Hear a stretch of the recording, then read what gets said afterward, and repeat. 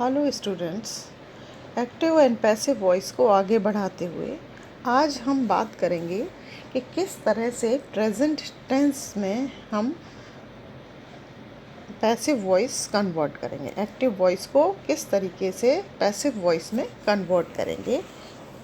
अपना एक्टिव और passive session हम आगे बढ़ाते हैं। तो हम सबसे पहले बात करेंगे passive voice of present indefinite tense. मैंने आपको पहले बताया टेंस को 4 पार्ट में डिवाइड कर देते हैं, indefinite, continuous, perfect and perfect continuous. तो यहाँ सबसे पहले जो हम बात करने जा रहे हैं वो हम बात करने जा रहे हैं प्रेजेंट इंडेफिनिट टेंस की।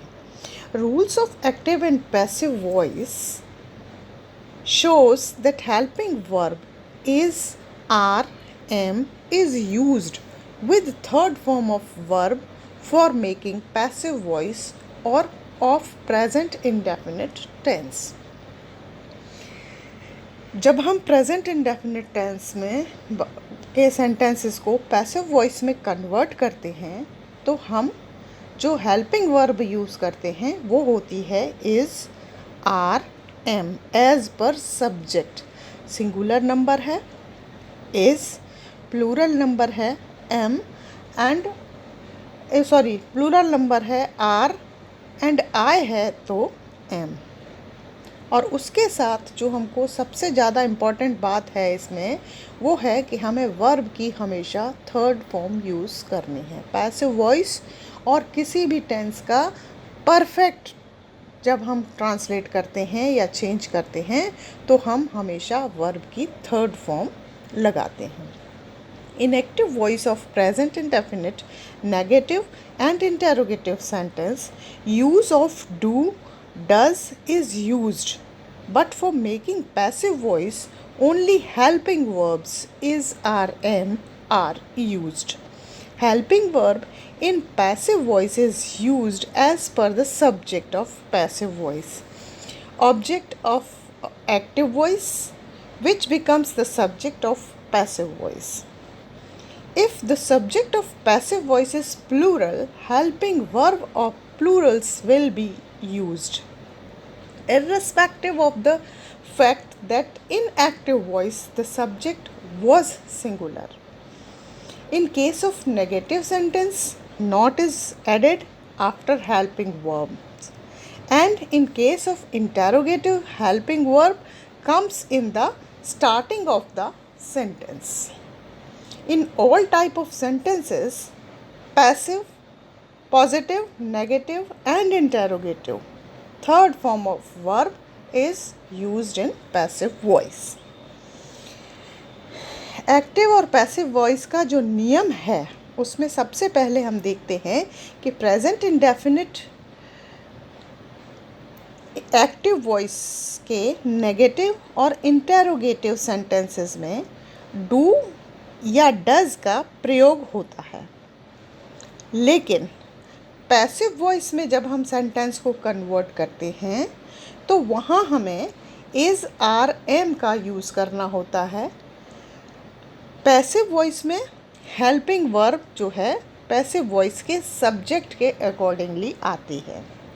If subject is singular then we will use the helping verb of singular.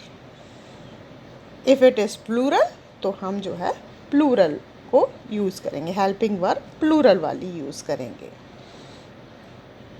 अब इस बात पे इसके बाद हमें एक चीज़ देखनी है कि एक्टिव वॉइस में हमें क्या करना होता है। सबसे पहले पैसिव वॉइस में हमें क्या करना होता है, सबसे पहले कि जो सब्जेक्ट है उसे ऑब्जेक्ट बनाना होता है और जो ऑब्जेक्ट है उसे हमें सब्जेक्ट बनाना होता है। तो इस बात का हमें ध्यान रखना होगा कि जो भी हम सब्जेक्ट बनाने जा रहे हैं हेल्पिंग वर्ब हमें उसके अकॉर्डिंगली ही लगानी पड़ेगी, जो भी हमारा सब्जेक्ट होगा। अब वहीं अगर हम बात करते हैं नेगेटिव सेंटेंस में, नॉट को हमेशा हेल्पिंग वर्ब के बाद में लगाएंगे और इंटेरोगेटिव सेंटेंस में हेल्पिंग वर्ब जो है वो मोस्ट ऑफ द टाइम जो है वो शुरुआती उसमें आती है जब हमें यस नो टाइप के क्वेश्चंस बनाने होते हैं। अच्छा, सभी प्रकार के पैसिव वॉइस के जो सेंटेंसेस होते हैं, चाहे पॉजिटिव हों, चाहे नेगेटिव हों, चाहे इंटेरोगेटिव हों, हमेशा हमें वर्ब की थर्ड फॉर्म ही यूज़ करनी होती है। तो ये मुख्य बात है कि इज़ आर एम हमें सहायक क्रिया यूज़ करनी है, वो भी हमें एज़ पर सब्जेक्ट यूज़ करनी है, और वर्ब की हमेशा हमें थर्ड फॉर्म यूज़ करनी है। नेगेटिव सेंटेंस है तो हेल्पिंग वर्ब के तुरंत बाद हमें नॉट का यूज़ करना है। इंटेरोगेटिव सेंटेंस है तो हमें जो सहायक क्रिया है उसे सेंटेंस के शुरुआत में यूज़ करना होता है। अब रूल्स को आप टेबल के अकॉर्डिंगली समझ लीजिए। ये टेबल जो है आपके स्क्रीन पे शो हो रही है। Rule of making present indefinite tense into active voice. Positive वाक्य अगर है जिसमें कोई नकारात्मक शब्द नहीं है, कोई इंटेरोगेशन नहीं है, सिंपल सा एक स्टेटमेंट है, उसमें हमें क्या करना होता है। जब एक्टिव वॉइस का सेंटेंस होता है तो हम यूज़ करते हैं सब्जेक्ट वर्ब की first form. As per subject first form में एस या ई एस हम लगाते हैं, और उसके बाद हम ऑब्जेक्ट लगाते हैं, उसके बाद हम फुल स्टॉप लगाते हैं। ये रूल सिंपल है जो हमने आपको ट्रांसलेशन जब हमने पढ़ाया था तब ये चीज़ आपको बताई थी कि प्रेजेंट टेंस का सिंपल सेंटेंस जो है हम हिंदी से इंग्लिश में इस रूल के अकॉर्डिंगली ट्रांसलेट करते हैं। अब हम जब इसी सेंटेंस को, जो पॉजिटिव सेंटेंस है, उस सेंटेंस को जब हम पैसिव वॉइस में कन्वर्ट करेंगे प्रेजेंट इंडेफिनिट टेंस के वाक्य को, तो हम किस प्रकार से करेंगे। तो सबसे पहली चीज़ जो हम करेंगे वो करेंगे कन्वर्ट ऑब्जेक्ट टू सब्जेक्ट। सबसे पहले जो हमारा कर्म है उसे हम कर्ता बनाएंगे, जो हमारा ऑब्जेक्ट है उसे हम जो है सब्जेक्ट बनाएंगे। उसके बाद जो हेल्पिंग वर्ब यूज़ करेंगे हम वो करेंगे इज़ आर एम, वो भी कर्ता के हिसाब से सब्जेक्ट के अकॉर्डिंगली। उसके बाद हम वर्ब की थर्ड फॉर्म लगाएंगे। उसके बाद फिर हम बाय लिखेंगे, और चूँकि हमें सब्जेक्ट को ऑब्जेक्ट बनाना है अब, तो वो जो सब्जेक्ट था हमारा उसे हम बाय करके ऑब्जेक्ट बना के लिखेंगे, और उसके बाद रिमेनिंग जो भी सेंटेंस होगा, जो भी बात होगी, उस रिमेनिंग बात को उसके बाद रखेंगे। सबसे पहले सब्जेक्ट को ऑब्जेक्ट, ऑब्जेक्ट को सब्जेक्ट, फिर जो सब्जेक्ट बनाया है उस सब्जेक्ट के हिसाब से is are am auxiliaries use करेंगे। उसके बाद वर्ब की थर्ड फॉर्म यूज़ करेंगे, फिर बाय यूज़ करेंगे, फिर उसके बाद जो ऑब्जेक्ट हो गया है, जो सब्जेक्ट था जिसे हमने अब ऑब्जेक्ट कर दिया है, वो लिखेंगे। उसके बाद रिमेनिंग पार्ट लिखेंगे, उसके बाद फुल स्टॉप।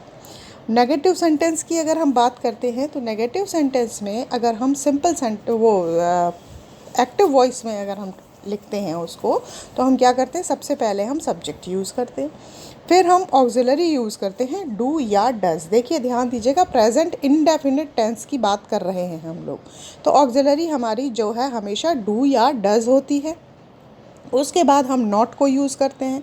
उसके बाद हम वर्ब की फर्स्ट फॉर्म को यूज़ करते हैं, बिकॉज यहाँ एस या ई एस नहीं लगाते हैं क्योंकि हमने ऑक्सिलरी डू या डज यूज़ कर ली है।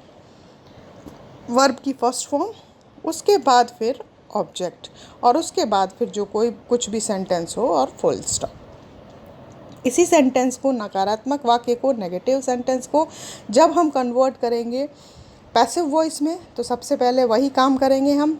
जो ऑब्जेक्ट है हमारा उसे हम सब्जेक्ट बना लेंगे। सब्जेक्ट बनाने के बाद उसके साथ उसी सब्जेक्ट के हिसाब से हम ऑक्सिलरी यूज़ करेंगे इज़ आर एम। उसके बाद हम नॉट लाएंगे। ऊपर रूल में बताया था मैंने आपको कि सबसे तुरंत नॉट को जो है हम लाते हैं, वो सीधे सीधे जहाँ ऑक्सिलरी लिखेंगे, जहाँ हेल्पिंग वर्ब लिखेंगे, उसके तुरंत बाद हमें नॉट का यूज़ करना है। फिर वर्ब की जो फर्स्ट फॉर्म थी वो अब कन्वर्ट होकर थर्ड फॉर्म में आ गई है। उसके बाद बाय, बिकॉज जो हमारा सब्जेक्ट था वो हमने ऑब्जेक्ट बना दिया है, इसलिए हमें उसको शो करने के लिए बाय बताना पड़ेगा। बाय लगाने के बाद फिर रिमेनिंग सेंटेंस होगा। बाय के बाद ऑब्जेक्ट लिखेंगे, ऑब्जेक्ट के बाद फिर जो रिमेनिंग सेंटेंस होगा हम उसको लिखना शुरू करेंगे। अब बात करते हैं इंटरोगेटिव सेंटेंस की। इंटरोगेटिव सेंटेंस में सबसे पहले हमें ऑक्सिलरी से शुरुआत करनी है। डू या डज होता है, इंटरोगेशन में बताया था आपको, तो डू या डज ऑक्सिलरी होगी। अगर यहाँ आपका यस नो टाइप क्वेश्चन नहीं है, WH वर्ड के साथ क्वेश्चन है, तो सबसे पहले वो WH वर्ड आएगा, then we will use do या डज। तो सबसे पहले ऑक्सिलरी ही आनी है इसमें। तो ऑक्सिलरी के बाद फिर सब्जेक्ट, फिर वर्ब की फर्स्ट फॉर्म, देन ऑब्जेक्ट।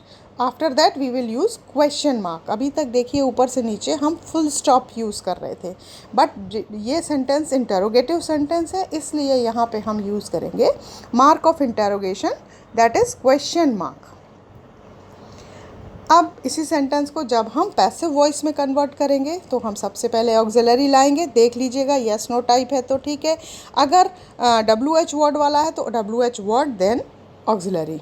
उसके बाद फिर हम वही काम करेंगे जो अब तक हम कर रहे हैं।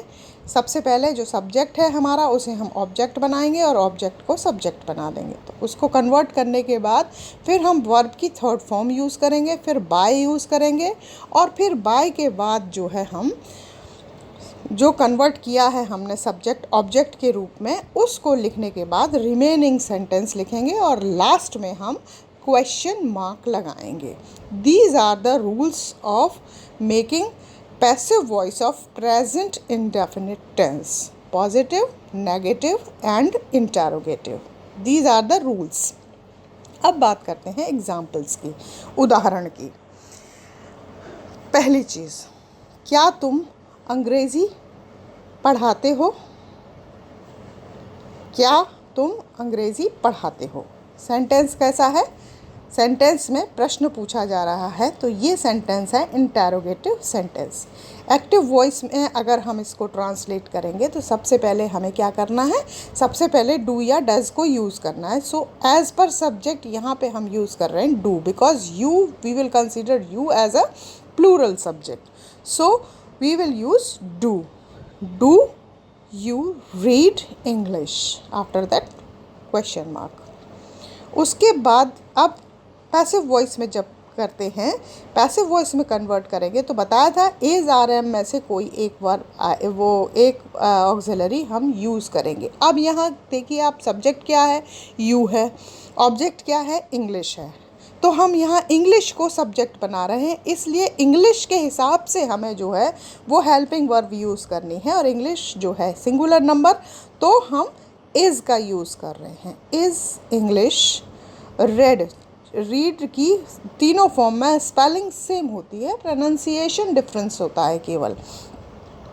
तो is English read by you? You को हमने ऑब्जेक्ट बना दिया और बाय उससे पहले लगा दिया, और उसके बाद जो है हमने क्वेश्चन मार्क यूज़ किया है। इसको अगर हिंदी में बोलेंगे तो हम बोलेंगे, क्या अंग्रेज़ी तुम्हारे द्वारा पढ़ी जाती है? क्या तुम अंग्रेज़ी पढ़ते हो? ये कर्ता अपनी जगह पे है। जब हमने कर्म को कर्ता बनाया तो कि क्या अंग्रेज़ी तुम्हारे द्वारा पढ़ी जाती है, ये हो गई आपकी पैसिव वॉइस। दूसरा वाक्य देखिए, वह मेरी कार चलाते हैं।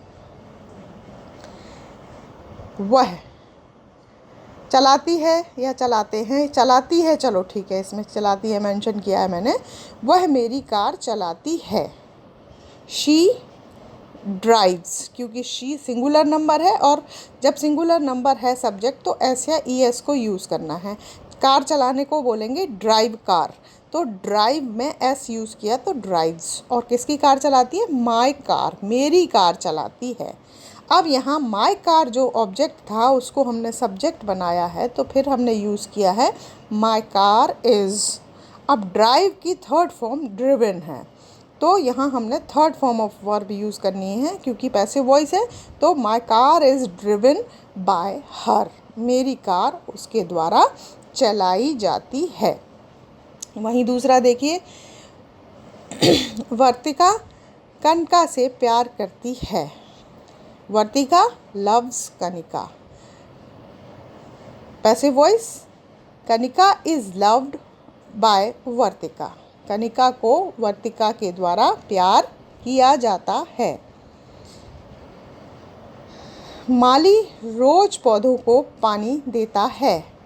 The gardener waters plant every day. Passive voice में बनाएंगे तो plants are watered by the gardener every day. पौधे को माली के द्वारा पानी रोज दिया जाता है। अध्यापक आजकल विद्यार्थी को सजा नहीं देते हैं। Teachers do not punish students nowadays. Students are not punished by teachers nowadays. विद्यार्थियों को आजकल अध्यापकों के द्वारा सजा नहीं दी जाती है। कर्ता कर्म हो गया और कर्म कर्ता हो गया। टीचर वहाँ था, यहाँ स्टूडेंट हो गया।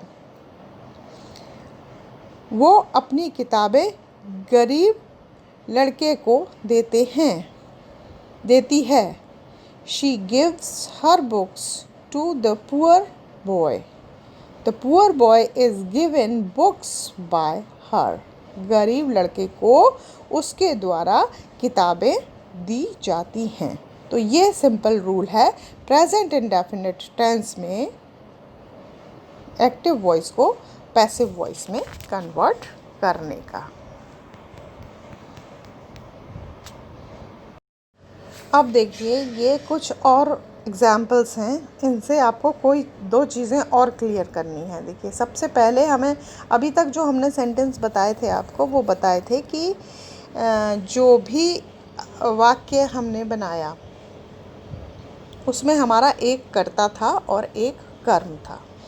अगर हम बात करें कि एक कर्ता है लेकिन कर्म दो हैं सेंटेंस में, तब क्या प्रॉब्लम आएगी हमें। अब हमें ये नहीं समझ आएगा कि हमें कौन से ऑब्जेक्ट को सब्जेक्ट बनाना है। तो ऐसे केसेस में ये सेंटेंस जो हैं, पहला सेंटेंस देखिए, do you know him, is he known by you. Simple बात, एक ही सब्जेक्ट एक ही object. He does not like my advice is not liked by him, एक ही object. Do they require my help in emergency, is my help is required by them in emergency, एक ही object है। John completes the project in time, the project is completed by John in time, एक ही एक subject आया। अब बात करते हैं, Fiona gives food to the beggar। यहाँ पे फूड है और beggar है। ऐसे केसेस में जब भी हम सेंटेंस को एक्टिव वॉइस से पैसिव वॉइस में कन्वर्ट करेंगे, जब हमारे वाक्य में यदि दो ऑब्जेक्ट हैं तो हमें क्या करना है। तो हमें सबसे पहले when there are two objects in the sentence, we can convert any object to the subject, but for ease please convert the object to subject which is coming just after the verb, or you may convert the object to subject which you want to emphasize more। सहूलियत के लिए क्या करना है हमें। सहूलियत के लिए हम ये कर सकते हैं कि जो हमारा ऑब्जेक्ट जस्ट आफ्टर सब्जेक्ट आ रहा है, हम उसको सब्जेक्ट बना लें ईजी करने के लिए वाक्य को। लेकिन कभी कभी ऐसा है कि हमें किसी दूसरी चीज़ को एम्फसाइज करना है, दूसरे ऑब्जेक्ट को अगर हमें एम्फसाइज करना है, तो फिर हम जिस ऑब्जेक्ट को एम्फसाइज करना चाहते हैं, जिस पे हम ज़्यादा जोर देना चाहते हैं, उस ऑब्जेक्ट को हम सब्जेक्ट बना देंगे। जैसे पहला सेंटेंस, सेम सेंटेंस है, Fiona gives food to the beggar. तो हमने यहाँ बैगर को सब्जेक्ट बनाया है। तो the beggar is given food by Fiona. दूसरे सेंटेंस को देखिए, Fiona gives food to the beggar. यहाँ हमने फूड को सब्जेक्ट बना लिया है। The food is given to the beggar by Fiona. ध्यान देने वाली बात है, जब दो ऑब्जेक्ट अगर हमारे वाक्य में हैं, तो वो ऑब्जेक्ट जो जस्ट आफ्टर द वर्ब आया है, उस ऑब्जेक्ट को हमें सब्जेक्ट बना देना है। लेकिन यदि हमें किसी वाक्य में किसी विशेष बात के लिए एक ऑब्जेक्ट को ज़्यादा जोर दे के बताना है तो फिर हम जो ऑब्जेक्ट को जिस पे हम एम्फसाइज करना चाह रहे हैं उस ऑब्जेक्ट को हमें सब्जेक्ट बनाना होता है। और ये कब करना होता है? जब किसी सेंटेंस में ऑब्जेक्ट्स जो है वो दो होते हैं। तो इस तरीके से हम प्रेजेंट इंडेफिनिट टेंस में वाक्यों को पैसिव वॉइस में कन्वर्ट करते हैं। एक्टिव वॉइस से हम पैसिव वॉइस में कन्वर्ट करते हैं। अब हम बात करेंगे कि passive voice of present continuous tense कैसे बनेगा। Rules of active and passive voice shows that helping verb is RM plus being is used with third form of verb for making passive voice of present continuous tense. Helping verb in passive voice is used as per the subject of the passive voice, object of active voice, which becomes subject of passive voice.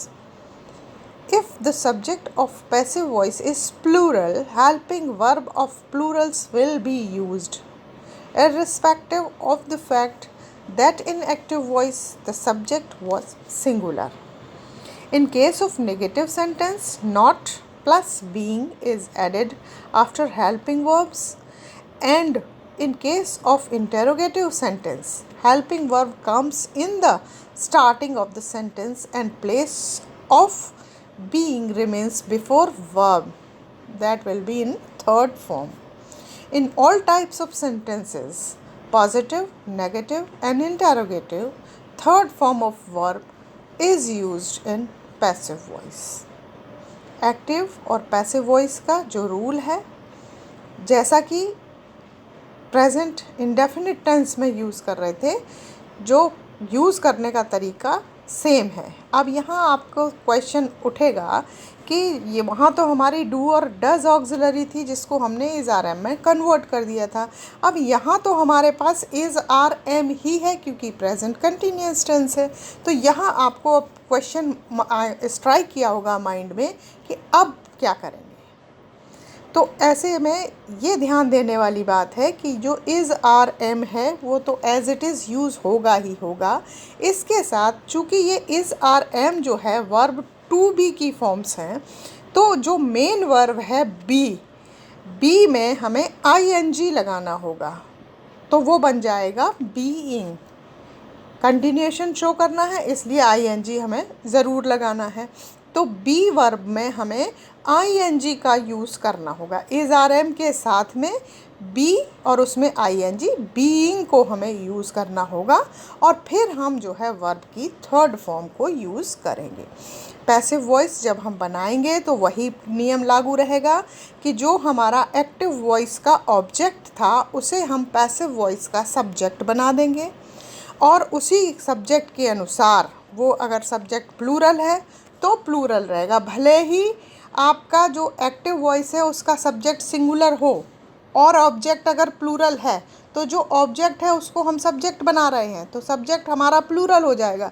तो जो हम सहायक क्रिया use करेंगे वो इसी plural के हिसाब से यूज़ करेंगे। जो ऑब्जेक्ट हमने सब्जेक्ट बनाया है जो नंबर उसका होगा उसके अकॉर्डिंगली हमें वर्ब को ऑक्सिलरीज को यूज़ करना होगा, इज़ आर या एम, और इसके साथ हमको बीइंग यूज़ करना होगा और इसके साथ फिर हम यूज़ करेंगे वर्ब की थर्ड फॉर्म और उसके बाद बाय लगा के हमें जो है वो ऑब्जेक्ट लिखना होगा। ये हमारा सिंपल सा है। अब इंटेरोगेटिव सेंटेंस की पॉजिटिव का ये हो गया। उसके बाद अगर हम बात करते हैं नेगेटिव सेंटेंस की, तो नेगेटिव सेंटेंस में हमें क्या करना होगा, नॉट और बीइंग को हेल्पिंग वर्ब के तुरंत बाद लगाएंगे। नॉट और बीइंग, नॉट प्लस बीइंग जो है वो हेल्पिंग वर्ब के जस्ट आफ्टर हेल्पिंग वर्ब हमें यूज़ करना होगा। हेल्पिंग वर्ब वही होगी, इज़ आर एम में से कोई एक होगी और उसके तुरंत बाद नॉट फिर प्लस बीइंग, इसको हमें यूज़ करना होगा। तो इस तरीके से हमारा जो है वो नेगेटिव सेंटेंस बनेगा। अब वही बात इंटरोगेटिव सेंटेंस की अगर हम बात करते हैं तो इंटरोगेटिव सेंटेंस में हेल्पिंग वर्ब से हमें वाक्य शुरू करना है। बिल्कुल शुरुआत में हमें इज़ आर एम लाना होगा और उसके बाद हमें वही बीइंग और वर्ब की थर्ड फॉर्म को यूज़ करना होगा। हर प्रकार के पैसिव वॉइस में ध्यान देना है, इंटरोगेटिव हो, पॉजिटिव हो, नेगेटिव हो, वर्ब की थर्ड फॉर्म ही यूज़ होनी है। इसको आप मंत्र की तरह कंठस्थ कर लीजिए। In passive voice we will use the third form of the verb. चाहे प्रेजेंट की बात करें, चाहे पास्ट की बात करें, चाहे हम फ्यूचर की बात करें, अगर हम सेंटेंस को पैसिव वॉइस में कन्वर्ट करते हैं तो हमारी वर्ब हमेशा थर्ड फॉर्म में ही आएगी और कोई फॉर्म हमें यूज़ नहीं करनी है। This is the basic rule of passive voice. अब इस रूल को टेबल के हिसाब से समझ लीजिए।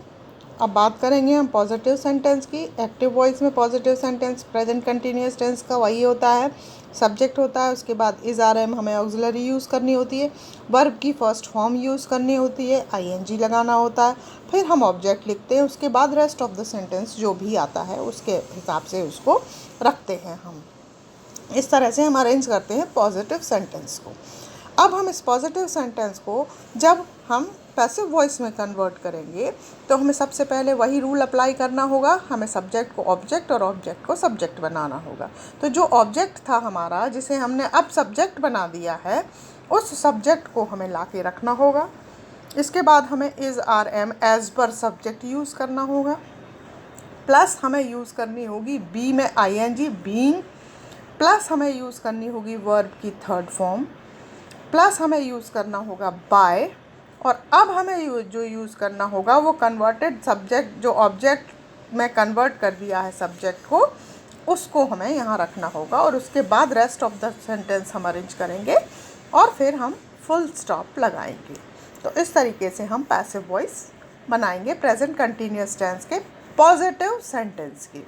नेगेटिव की बात करें, जब हम एक्टिव वॉइस में लिखते हैं तो हम सब्जेक्ट लाते हैं, सब्जेक्ट के बाद auxiliary is are am use करते हैं, फिर हम नॉट यूज़ करते हैं, फिर हम वर्ब की फर्स्ट फॉर्म यूज़ करते हैं, उसके बाद हम उसमें आईएनजी ऐड करते हैं और उसके बाद फिर हम ऑब्जेक्ट लिखते हैं, प्लस उसके बाद में जो कुछ भी होता है वो अरेंज करते हैं और लास्ट में हम फुल स्टॉप लगाते हैं। ये नेगेटिव सेंटेंस का एक्टिव वॉइस हम जो है लिखते हैं। इसको जब हम पैसिव वॉइस में बनाएंगे तो वही रूल अप्लाई करेंगे। सबसे पहले हम सब्जेक्ट को ऑब्जेक्ट बनाएंगे और ऑब्जेक्ट को सब्जेक्ट बना देंगे। तो जो ऑब्जेक्ट टू सब्जेक्ट हमने बनाया है उसको हम जो है यहाँ लिखेंगे। उसके बाद हम is are am as per subject लिखेंगे। उसके बाद फिर हम नॉट का यूज़ करेंगे। नॉट के बाद हम जो है बीइंग का यूज़ करेंगे। उसके बाद हम वर्ब की थर्ड फॉर्म यूज़ करेंगे। फिर हम बाय यूज़ करेंगे और लास्ट में हम जो है वो कन्वर्टेड सब्जेक्ट, जो ऑब्जेक्ट था जिसे हमने वो बना दिया है, जो सब्जेक्ट था जिसे हमने ऑब्जेक्ट बना दिया है, हम उसको ला करके रखेंगे और उसके बाद फिर हम remaining part of the sentence लिखेंगे और लास्ट में हम लगाएंगे फुल स्टॉप। अब हम बात करते हैं इंटरोगेटिव सेंटेंस की। तो इंटरोगेटिव सेंटेंस में ऑक्सिलरी सबसे पहले लाते हैं। WH वर्ड होता है तो वो आता है, उसके बाद ऑक्सिलरी आती है। और यस नो टाइप होता है तो सबसे पहले ऑक्सिलरी से यूज़ करते हैं हम, उसके बाद हम सब्जेक्ट को रखते हैं, उसके बाद हम वर्ब की फर्स्ट फॉर्म में आईएनजी यूज़ करके रखते हैं, उसके बाद हम ऑब्जेक्ट यूज़ करते हैं और फिर उसके बाद लास्ट में जब हम सेंटेंस कंप्लीट कर लेते हैं तो हम फुल स्टॉप की जगह यहाँ यूज़ करते हैं क्वेश्चन मार्क का। इसी सेंटेंस को जब हम पैसिव वॉइस में कन्वर्ट करेंगे, interrogative sentence of present continuous tense अगर हम कन्वर्ट करेंगे पैसिव वॉइस में, तो उसमें हमें वही करना होगा। ऑक्सिलरी सबसे पहले रखनी होगी इज़ आर एम, उसके बाद हमें वो जो हमारा कन्वर्टेड सब्जेक्ट है, जो ऑब्जेक्ट था अब हमने उसको सब्जेक्ट बना दिया है, हम उसको रखेंगे। उसके बाद हम बीइंग का यूज़ करेंगे, उसके बाद हम वर्ब की थर्ड फॉर्म यूज़ करेंगे, उसके बाद हम बाय यूज़ करेंगे, उसके बाद हम जो है कन्वर्टेड ऑब्जेक्ट, जो हमारा सब्जेक्ट था जिसे हमने कन्वर्ट कर दिया है ऑब्जेक्ट में, हम उसको लाएंगे और उसके बाद remaining part of the sentence हम रखेंगे, अरेंज करेंगे और लास्ट में जो हम यूज़ करेंगे that will be the question mark, not full stop, because this sentence is interrogative sentence. अब एग्जाम्पल समझ लीजिए। वह englishkitab.com की सहायता से इंग्लिश सीख रहा है। सिंपल सेंटेंस है, पॉजिटिव है, रहा है मीन्स प्रेजेंट कंटिन्यूअस टेंस है। He is learning English with the help of englishkitab.com।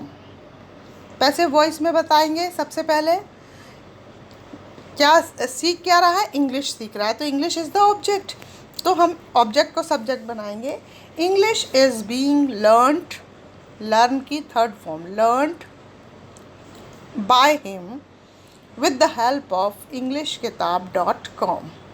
English उसके द्वारा englishkitab.com की सहायता से सीखी जा रही है। ये हो गई आपकी पैसिव वॉइस। कर्ता वहाँ वह था, यहाँ पे इंग्लिश है, तो ये ऑब्जेक्ट को सब्जेक्ट बना दिया, सब्जेक्ट को ऑब्जेक्ट बना दिया। अब बात करते हैं नेक्स्ट सेंटेंस की। वह अपने अपने बेटे को सीख दे रही है। He is counselling her son. Her son object है, अब इस ऑब्जेक्ट को हमें सब्जेक्ट में कन्वर्ट करना है। Her son is being counselled by her. She था, शी को जब ऑब्जेक्ट में कन्वर्ट कर देंगे तो शी का हर हो जाएगा। ये मैंने आपको फर्स्ट डे टेबल में बताया था कि क्या किस में कन्वर्ट होगा। उसके बेटे को उसके द्वारा सीख दी जा रही है। ये हो गया आपका पैसिव वॉइस। लोग उसे अपना नेता चुन रहे हैं। People are choosing him their leader. यहाँ अब देखिएगा, देयर लीडर, देयर लीडर किसको चुन रहे हैं, हिम को चुन रहे हैं, उसको चुन रहे हैं। ही का ऑब्जेक्ट हिम है। अब यहाँ पे हमें हिम को कन्वर्ट करना है ही में, तो हम लिखेंगे he is being chosen their leader by the people। लोगों के द्वारा उसे अपना नेता चुना जा रहा है। अगला देखिए, Dolly is inviting Avian to visit Pune. Dolly जो है अवियान को पुणे आने के लिए आमंत्रित कर रही है, बुला रही है, निमंत्रण दे रही है। अब यहाँ अवियान को बुलाया जा रहा है डॉली के द्वारा पुणे विजिट करने के लिए, तो Avian is being invited by Dolly to visit Pune. Avian Dolly द्वारा पुणे घूमने के लिए आमंत्रित किया जा रहा है। कनिका अपने पिताजी को परेशान नहीं कर रही है। नेगेटिव सेंटेंस है। Kanika is not disturbing her father. अब her father is not being disturbed by Kanika. Kanika के पिताजी को उसके द्वारा डिस्टर्ब नहीं किया जा रहा है।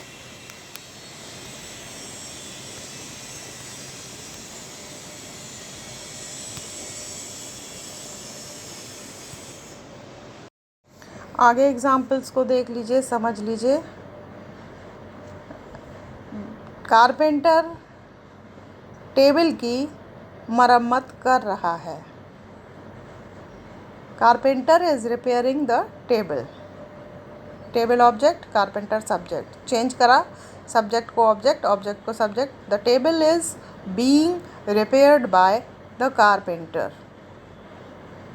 Is he doing your job right now. Interrogative sentence है। इधर इज़ से ही शुरू किया है, यहाँ क्या था, योर जॉब था ऑब्जेक्ट, तो यहाँ योर जॉब को सब्जेक्ट बना दिया है। Is your job being done by him right now. This is the passive voice. He is writing his autobiography. His autobiography is being written by him. Is Avian showing great respect to his teachers?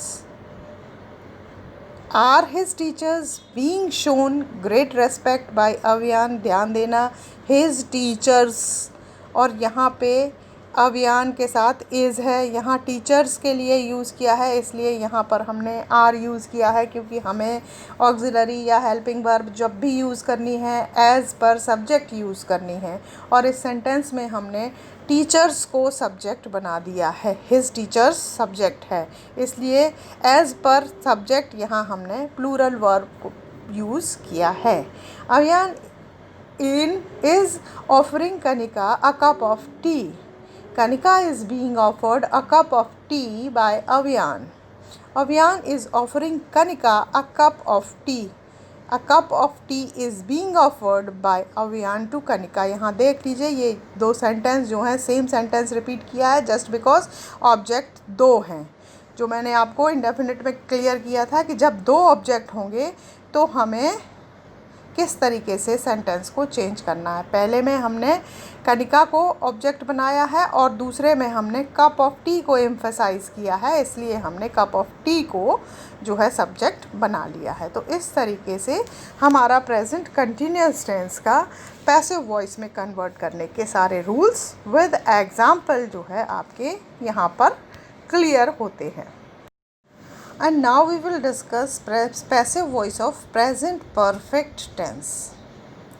Rule of active and passive voice shows that helping verb has, have plus been is used with third form of the verb for making passive voice in present perfect tense. अभी तक हम जो use कर रहे थे वो हम is, are, am को यूज़ कर रहे थे। इंडेफिनिट में भी यद्यपि डू और डज होती है, लेकिन जब पैसिव वॉइस में कन्वर्ट कर रहे थे तो हम is, are, am यूज़ कर रहे थे। वहाँ कंटिन्यूअस टेंस में is, are, am ही होती है, is, are, am he use कर रहे थे, लेकिन उसके साथ हम बीइंग को यूज़ कर रहे थे। यहाँ पे आते हैं हम तो हमारी ऑक्सिलरी हैज़ और हैव में चेंज हो जाती है, क्योंकि इज़, आर, एम नहीं होके हैज़ और हैव हमारी ऑक्सिलरी होती है प्रेजेंट परफेक्ट टेंस में। अब यहाँ पे हमें इसी हैज़ और हैव के साथ एक चीज़ जो जोड़नी है, दैट इज़ बीन। बी में ही बी की थर्ड फॉर्म जो है वो बीन है, इसलिए यहाँ पे हमें थर्ड फॉर्म बीन यूज़ करना है हैज़ और हैव के साथ में। और फिर उसके बाद जो हमारी मेन वर्ब है उस वर्ब को भी हमें थर्ड फॉर्म में ही यूज़ करना होगा। Helping verb in passive voice is used as per subject of passive voice that is converted object into subject and subject into object. If the subject of passive voice is plural, helping verb of plural will be used irrespective of the fact that in active voice the subject was singular. Subject जो भी बनाया जाएगा passive voice में वो plural है तो plural सहायक क्रिया और सिंगुलर है तो सिंगुलर सहायक क्रिया। नो मैटर, जब हम ऑब्जेक्ट को सब्जेक्ट बना रहे हैं तो जो ऑब्जेक्ट का नंबर है उसी नंबर के हिसाब से ऑक्सिलरी यूज़ करनी है। भले ही हमारा सब्जेक्ट जो है जिसे हमने अब ऑब्जेक्ट बना दिया है वो सिंगुलर नंबर में हो, लेकिन यदि प्लूरल नंबर में ऑब्जेक्ट है तो जब हम ऑब्जेक्ट को सब्जेक्ट बनाएंगे तो वो प्लूरल नंबर ही रहेगा और उसके साथ सहायक क्रिया हेल्पिंग वर्ब जो है वो प्लूरल की हम यूज़ करेंगे। हेल्पिंग वर्ब हैज़ और हैव यूज़ होनी है और इसके साथ में हमें बीन को यूज़ करना है पैसिव वॉइस के सेंटेंस जो कि हमें प्रेजेंट परफेक्ट टेंस के अरेंज करने हैं उसमें। अब in case of negative sentence not is added between has, have and been. Has, have और बीन के बीच में हमें नॉट को यूज़ करना है।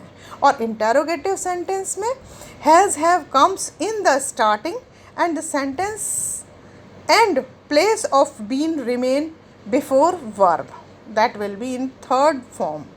वही फॉर्मूला है जो फॉर्मूला अभी तक अप्लाई कर रहे हैं।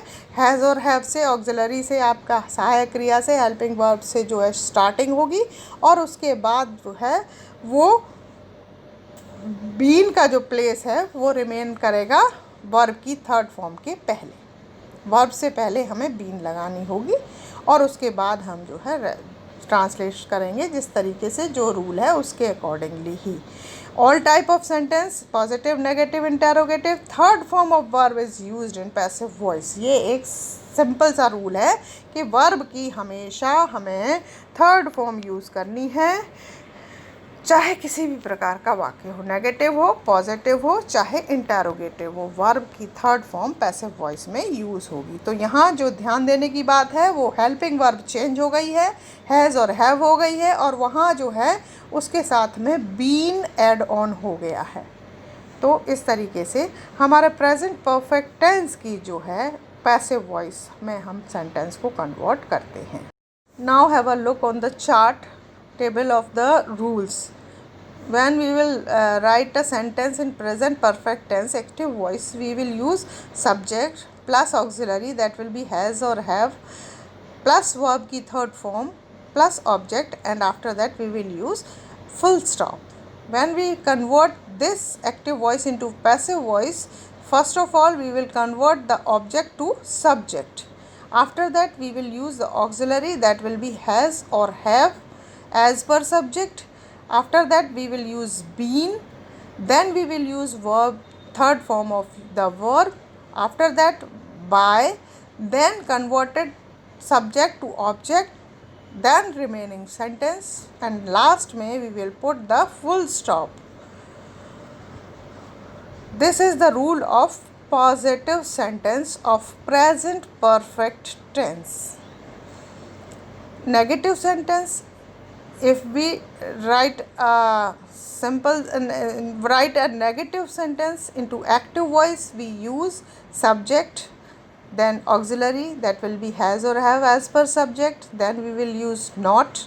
After that we will use third form of the verb, then object, and after that we will use the full stop and remaining part of the sentence, and last we will use the full stop.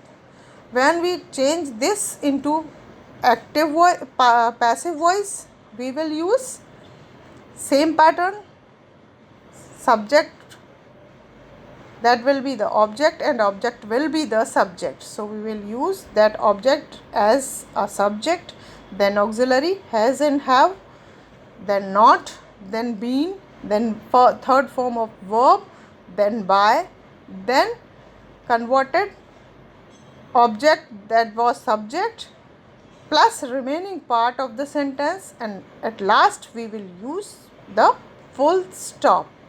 This is the rule or formula of negative sentence in active voice and in passive voice. Present perfect tense.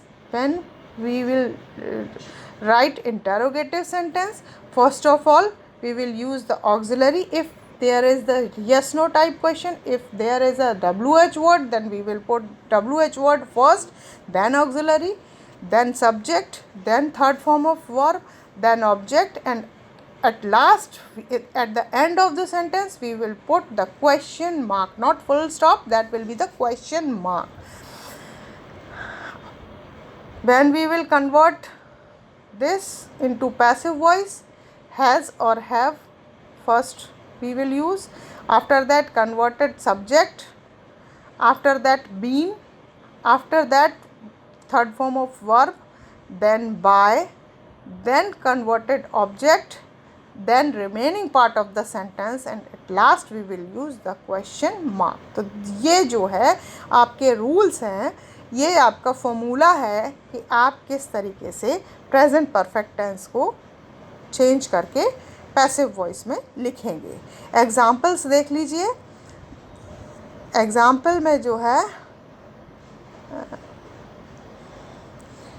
इसमें देखिए ये सारे के सारे example दे रखे हैं और simple वही फार्मूला हमने अपना रखा है। यहाँ सब्जेक्ट है, फिर हैव है, फिर जो है वर्ब की थर्ड फॉर्म है, और फिर जो है हमने ऑब्जेक्ट यूज़ किया है। Rascals have robbed the new couple. दुष्टों ने नव दंपति को लूट लिया है, लूट चुके हैं या लूट लिया है। इसको जब हम चेंज करेंगे, the new couple has been robbed by the rascals. Next sentence, the brave person has saved many lives. बहादुर व्यक्ति ने कई जान बचा चुका है या बचाई। Many lives have been saved by the brave person. बहुत सारी जानें एक बहादुर व्यक्ति के द्वारा बचाई गईं। इधर मैनी लाइव्स है, इधर इसलिए हमने हैव को यूज़ किया है। वहाँ ब्रेव पर्सन था इसलिए हमने हैज़ को यूज़ किया था। तो ये क्लियर हो गया होगा आपको कि एज पर सब्जेक्ट ही हमें ऑक्सिलरी को यूज़ करना है। नो मैटर कि एक्टिव वॉइस में सब्जेक्ट हमारा सिंगुलर था, लेकिन जो हम पैसिव वॉइस में सब्जेक्ट बना रहे हैं वो सिंगुलर या प्लूरल जो भी है उसके हिसाब से हमें जो है ऑक्सिलरी या हेल्पिंग वर्ब को यूज़ करना होगा। I have driven a tank truck filled with diesel. A tank truck filled with diesel has driven by me. उसी तरीके से Manjula has taught Poonam about domestic affairs. Manjula ने पूनम को घरेलू कामों के बारे में सिखाया। Poonam has been taught about domestic affairs by Manjula. She has mopped the floor twice. उसने 2 बार पोंछा लगाया फ्लोर पर। The floor has been mopped by her twice. उसके द्वारा फ्लोर पर 2 बार पोंछा लगाया गया। He has finished the work at full speed. उसने अपने काम को बहुत तेज़ी से, सबसे ज़्यादा तेज़ी से निपटाया। The work has been finished by him at full speed. उसके द्वारा काम को full speed में निपटाया गया। He has purchased all materials from Jabang. All materials have been purchased by him from Jabang. ये बताए सेंटेंसेस किस तरीके से पैसिव वॉइस में कन्वर्ट होंगे जो एक्टिव वॉइस के सेंटेंसेस होंगे। अब यहाँ पे कुछ और एग्जांपल्स हैं, ये भी देख लें आप लोग। Online shopping has saved lot of time. Online shopping ने, ऑनलाइन ख़रीदारी ने जो है बहुत सारा समय बचाया है। Lots of time has been saved by online shopping. बहुत सारा समय ऑनलाइन शॉपिंग के द्वारा बचाया गया है। Have you seen the serial on Shiva? क्या तुमने शिवा के ऊपर कोई सीरियल देखा है? Has the serial on Shiva been seen by you? क्या तुम्हारे द्वारा शिवा के ऊपर सीरियल देखा गया है? Has he explained in detail about his behavior to his father? क्या उसने अपने पिता को उसका व्यवहार विस्तार से बता दिया है? Has his father been explained in detail about his behavior? क्या उसके द्वारा अपने पिताजी को उसके व्यवहार के बारे में विस्तार से बता दिया गया है? Has he ditched his wife? क्या उसने अपनी पत्नी को धोखा दिया है? Has his wife been cheated or ditched by him? क्या उसकी पत्नी को उसके द्वारा धोखा दिया गया है? Harsh has gifted a new car to his mother. यहाँ पे his mother ऑब्जेक्ट, यहाँ 2 ऑब्जेक्ट हैं इसलिए his mother को पहला ऑब्जेक्ट लेके हम सेंटेंस बनाएंगे, जो कि एक जनरल प्रोसीजर जो रूल हम फॉलो करते हैं उसके हिसाब से। his mother has been gifted a new car by हर्ष। अपनी माँ को हर्ष के द्वारा एक नई कार दी गई थी। अब यहाँ पे बात करेंगे, दी जा चुकी है। Harsh has gifted a new car to his mother. Harsh के द्वारा अपनी माँ को एक नई कार दी जा चुकी है या दी गई। A new car has been gifted by Harsh to his mother. एक नई कार हर्ष के द्वारा अपनी माँ को गिफ्ट की गई। यहाँ न्यू कार को हमें एम्फसाइज करना था, इसलिए हमने 2 ऑब्जेक्ट होने पर पहले सेंटेंस में हमने मदर को, हिज मदर को सब्जेक्ट बनाया, वो ऑब्जेक्ट था, और फिर सेकंड सेंटेंस में हमने न्यू कार को ऑब्जेक्ट बनाया और फॉर्मूला वही सेम अप्लाई करना होता है, तो वही फॉर्मूला हमने अप्लाई किया। तो इस तरह से ये जो सारे रूल्स थे वो रूल्स थे जो हमें प्रेजेंट टेंस में अप्लाई करने हैं जब हम एक्टिव वॉइस को पैसिव वॉइस में कन्वर्ट करेंगे। अब नेक्स्ट पार्ट जो है वो पास्ट टेंस का आएगा, जो कि हम अगले वीडियो में डिस्कस करेंगे। तब तक के लिए आप लोग इसकी प्रैक्टिस करें। Stay safe, stay at home.